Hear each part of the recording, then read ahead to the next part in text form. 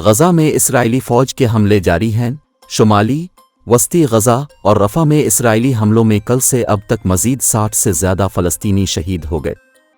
गजा में 7 अक्टूबर से अब तक जारी इसराइली हमलों में शहदा की मजमूई तादाद 33,000 से तजावुज़ कर गई है। हमास रहनुमा ओसामा हमदान का कहना है कि जंग बंदी बातचीत में अभी कोई पेशरफ्त नहीं हुई। हमारी तमाम तर मुस्बत कोशिशों के बावजूद मुज़ाकरात जमूद का शिकार है। ओसामा हमदान का कहना है कि काबिज़ हुकूमत जंग बंदी मुज़ाकरात से भाग रही है। मुज़ाकरात एक शैतानी दायरे में फंस गए हैं। इसराइली वज़ीर आज़म नेतन्याहू मुआहदे तक पहुँचने में रोड़े अटका रहे हैं। उनका कहना है कि इसराइली वज़ीर आज़म को यरग़मालियों को छुड़ाने में कोई दिलचस्पी नहीं है। ख्याल रहे कि अमरीकी हिमायत से मिस्र और कतर की सालसी में गजा में जंग बंदी मुआहदे के लिए की गई कोई कोशिश अभी तक कामयाब नहीं हुई है।